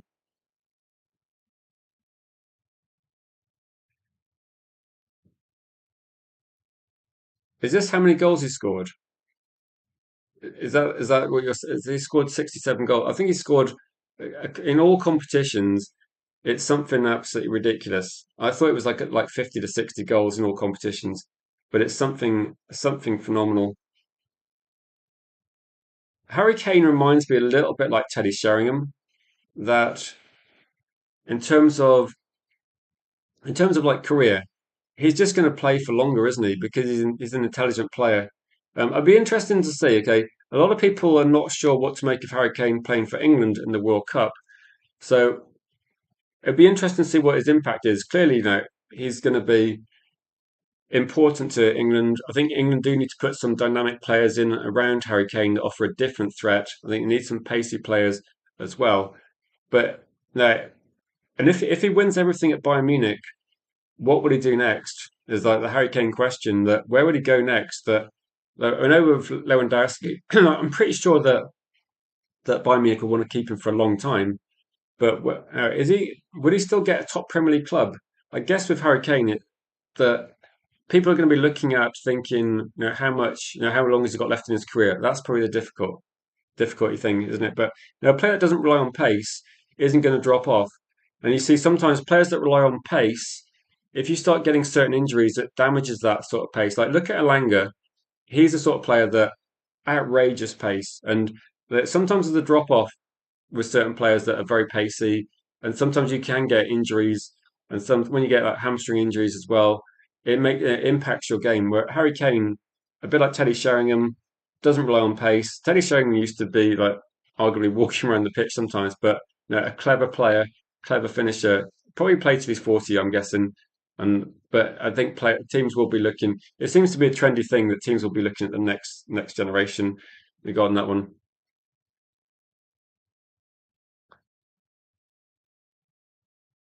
So, like legend Berbatov himself. Berbatov was outrageous. Like Berbatov was like really good player. People think Berbatov was slow. Berbatov just you don't have to run around the pitch at 100 miles an hour. You have to be intelligent and find the gaps, find the space, pick your moments. And Berbatov's one of these players that if you got someone dynamic like Wayne Rooney, Berbatov's a different. He's just a completely different player, isn't he?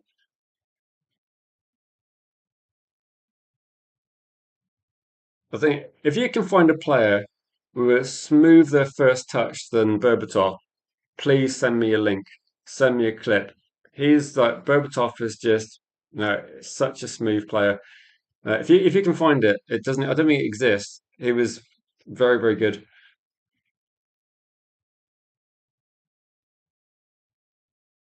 Let's so if anyone's got, shall I stay live for a little bit longer? What if people got some questions? I can stay live for a little bit longer if people got any questions.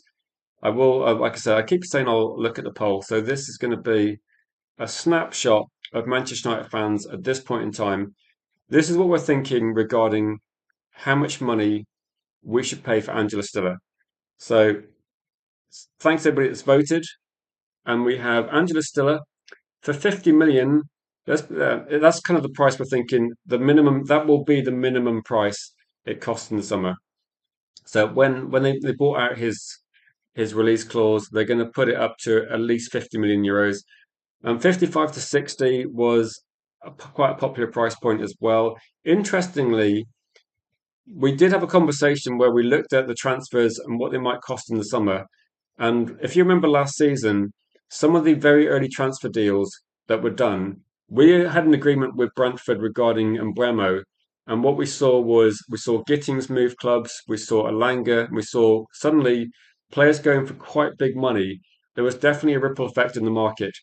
And if we think a player is going to cost 50 million euros at the moment, that it is possible that that price does go up a bit. I'm not going to say Angela Stiller suddenly becomes like 80, 90 million, but it could be that if you think you can get a deal for 50, you might be paying like 55 to 60 plus some like maybe like five add-ons or something. So you might be getting close towards like a Cunha and Buemo type price for some of these. I'm not saying you would, but it is sometimes it's likely that if Anderson, I think Anderson could be the deal where people are looking at how much is he going to cost.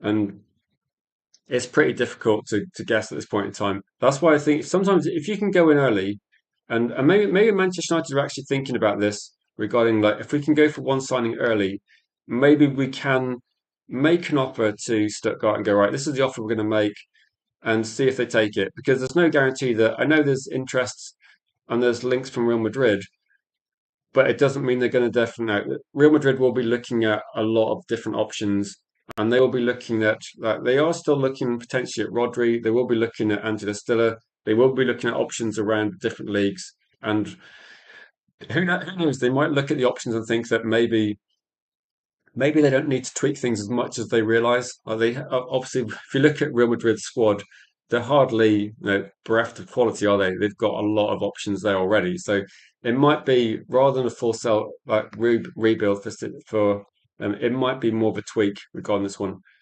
Um, yeah, Camavinga has been one that's been linked with leaving. I saw I saw a lot of links with there was a couple of links with Valverde which I didn't really believe, but then he was like outrageous in one game, wasn't he? So I don't think they could like move on Valverde. Camavinga possibly. I think he'd cost too much money though. I think he'd be too expensive. But maybe that's what Real Madrid are thinking. Maybe they're looking at their midfield situation. They're moving one out, going to bring one in, and what sort of player profile they're looking for. I don't know. Maybe not. No, they had Modric for a long time, Tony Cruz for a long time. Maybe they're looking at actually looking at what's the next generation of players. So to be honest, like Real Madrid will be looking at the same sort of players regarding this one in terms of Manchester United. And I saw this. So thoughts on with like some of the decisions Man United have made, and say some of the red cards we've seen recently, and it's been pretty annoying that we've been having a lot of discussions about red cards. And I think some of this you've got to look at it and say, like the red card for Maguire, red card for Martinez. The players have just got to be more sensible. Like we've got a handful of games left to the end of the season. We need all the players available. And if there's going to be like a 50-50 decision, sometimes you've got to assume that like the officials they might take a view that hurts Man United's team. And I would just say that the best thing would be don't give the referee anything to work with. Like if you're looking at leading with your elbow or fouling, or you think that particularly when we see Lissandro Martinez, okay, he might be trying to grab his shirt and misses, or but either way, don't give the referee anything to work with. Just don't do that, and we'll be fine. But it's frustrating that we've got the red cards. It's like Maguire. It might be with Harry Maguire. It might be instinctive, and it might be that Harry Maguire just grabs the player because he's gone past him. In hindsight, Harry Maguire, I'm sure he wishes that he hadn't done that and got the red card, and then the rest that follows the extra game ban is really it's really going to hurt Manchester United playing two games without Maguire at this stage. of the season. And you think that some of the more we're talking about the most experienced players here, aren't we? That Harry Maguire and Sandro Martinez are the most experienced. And what we're seeing is very similar to last season at Arsenal, where they had Declan Rice, I think, got sent off for delaying a restart, and Trossard got sent off for kicking the ball away. And these little things cost your club. You lose good players. It costs you. And I think that every time there's a referee appointed to Man United, we look at like bad decisions they've made in the past, and I just think that just don't give them anything, any sort of option. Like if I was Michael Carrick and I was sat on the sideline, and you see like a player kicking the ball away, getting a second yellow, or getting but going on, say kicking the ball away and getting a yellow card, I'd be thinking, don't be an idiot, because a mistimed tackle, you're gone, and then you're missing a game, and it could be like one where you want to be able to be physically competitive. So don't do stupid petty things. And also, if you're going to make a crazy tackle, don't do it in the middle of the field where it's largely redundant and doesn't matter. Unless you're kind of out of position and you're taking a yellow for the team, don't do it in a way that could be a red. Just do like a tactical foul like City do all the time on Liverpool. You might get away with it if you're lucky. Probably not because we're Man United. But I just think sometimes with this that the players have to take responsibility a little bit at the time as well, because we shouldn't be debating these sort of issues.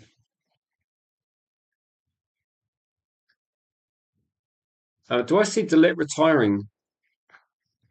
I don't, I don't know, honestly. I don't know. It's like the Delit situation is starting to become a bit of a concern regarding like that personally for him as well. I don't know what the situation is, but there's been no information, is there? And when there's no information about an injury, it seems quite quite bad. A bit like, do you remember when Malacia, we just weren't talking about Malacia for a long time, and then we talk about him, go, yeah, I don't know, I don't know. I think that with this one, I don't really know what the situation is, but whatever the situation, like Manchester United can't sell Dillich, like they can't sell him at this stage, and that's why I think that's why we're linked to centre backs. So I don't know if anyone has any information or sees anything. I think with Delit, the last thing I saw was probably a few weeks ago, and the speculation was they think that Delit's not playing for the season, and then there was like maybe he can play over the summer, but I don't know. It depends what the injury is and whether it's actually something, because it's not necessarily about coming back from the injury. You also got to play at a very high level, so it's pretty difficult.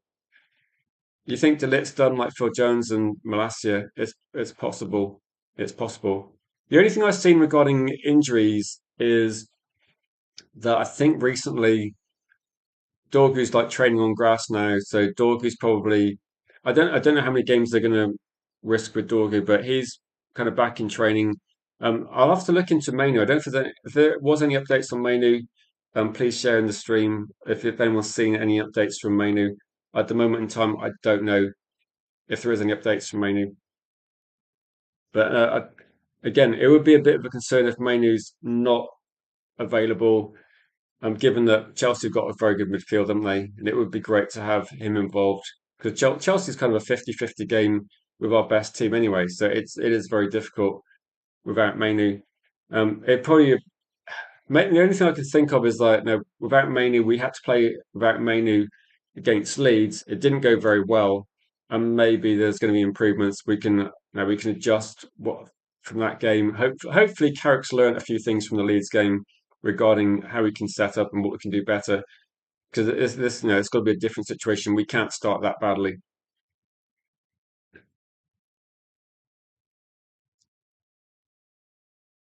So, good to see that you're not holding a grudge with that one. But I remember I don't remember. To be honest, you have a better memory than me for the Delit history. But to 2017, 2018, Delit led us up the garden path, flirting with other clubs before going to Juve. That's going back in time, isn't it? I remember talking about Donnarumma, that when Donnarumma, before he went to Paris Saint-Germain, I wanted Donnarumma at Manchester United a long time ago. And okay, now he's at City. He's never going to be a Man United player, which is a shame. No, I thought at the time when people were talking about Dybala and he was linked to us, and he said no, this is one that you will like, Ryan, because you like Dybala. Because he said no, I'm kind of stubborn as well, so I'd say right, don't get him ever.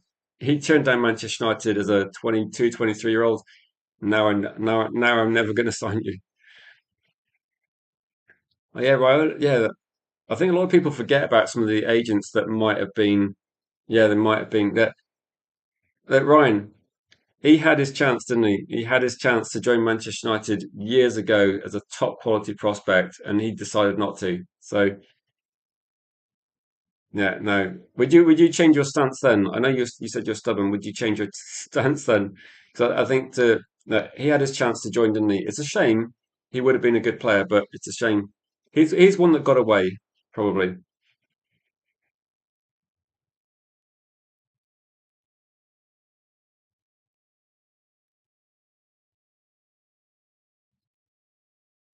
Yeah. So we've got any final questions? It's going to be a bit longer than I was expecting to stream, but again, just trying to reconnect a little bit with some people. If anyone's got a final point, final question, football question probably. But no, yeah, there's a lot of history, isn't there? I've got one question for people now.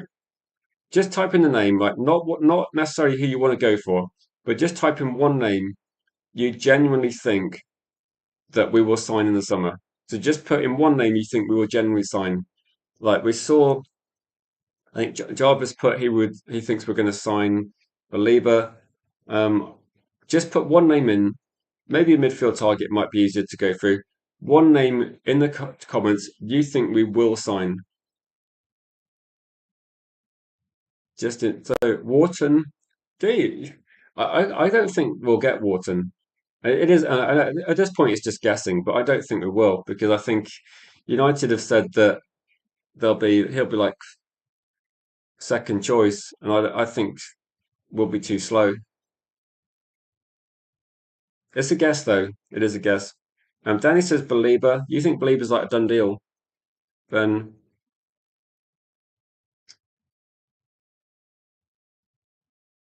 Rob thinks Stiller. I kind of think Stiller as well. If I was going to guess what's the most likely, I'm going to say that Angela Stiller because Christopher Vivell will be speaking to Angela Stiller, convincing him to join, and he'll be selling the project to people at Man United, saying Angela Stiller's a good fit. And I haven't heard anyone say anything bad about Angela Stiller. People that watch the Bundesliga, they just think that he would be a good fit. That's why you think Wharton will be slow, try for Belieber, take weeks, and then go for Wharton and get him. Okay.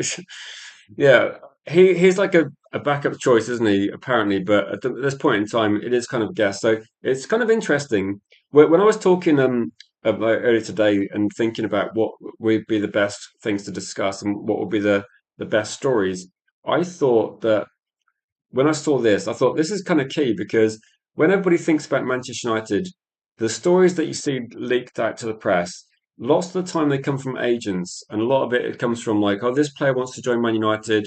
We know that Emmy Martinez wanted to join Manchester United, but when you see a story that says Christopher Vivell really likes a certain player, I think that carries way more weight, and we'll see. We'll have to see what people think. But I'm really thinking that Angela Stiller is the most likely one. Stiller's 25, and Stiller because of Babel. Yeah, Angela Stiller, and yeah, probably stay away from that one below. Maybe you could do like some sort of I don't know PR. But Angela Stiller, 25 years old, he kind of fits the right price tag. How much we're going to spend. There's lots of information that Vivel knows about him. He knows a lot. He knows, like we said, for months on the channel. He knows the German agents, players, scouting system. He's got great contacts there as well. I think he could be the major reason why we go for certain players over other players, and that's why he might be looking for Stiller. I mean, Stiller's going to cost a lot less as well.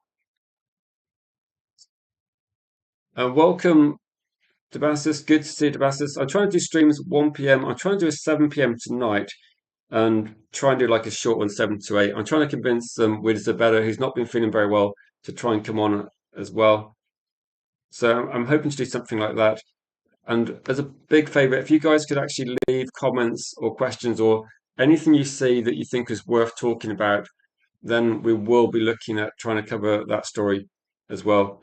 And they could still do Stiller, Fernandez, Gomez. And you say cheap mode, but I guess with this one, like you got some good players there. And I think with United, it depends which players want to join. I think they want to go for a premium signing that's going to cost a bit more money than that. That's going to be. At the moment, it's like it's nearly 3 o'clock here, so it will be like in about 4 hours' time where I am. And big up to the people that subscribe. We're on 481 now. We're pushing towards 500. So if you're new, please click the like, subscribe, and we'll probably be hopefully getting up to that. So that 500 will be a nice landmark to hit first, and then we'll hopefully push back to 1K. I mean, gradually I'm reconnecting with other channels that I know, and hopefully that the subscriber count will naturally go up a little bit when we get to more news as well. But if you enjoyed the channel and you're new, please get involved. It is appreciated. I'm gonna have to head off, I think, in a second. If anyone's got a final thing, like I said, then post it. But it will be that we try and cover news regularly, and hopefully we can, like we did last year. Hopefully we can keep going, keep building until then. But if you've got any sort of news story you see, the social links at the top of the comments that are pinned. You can follow me um, on social media on Twitter if you've got some things you want to discuss, or you can get in the Discord and you can post information there and see information that's been shared. So if you've got a news story you think is worth discussing tonight, then please get involved. Otherwise, I'll probably look around 5 o'clock, see what things are trending, see what news has been discussed, and we'll go from there.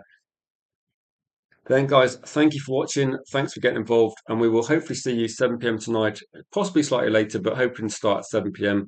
UK time. And to then make sure you leave a comment on the video if there's something you want to discuss, and don't forget to click a like, subscribe, and share, and do all that good stuff as well. And we will see you guys later on this evening.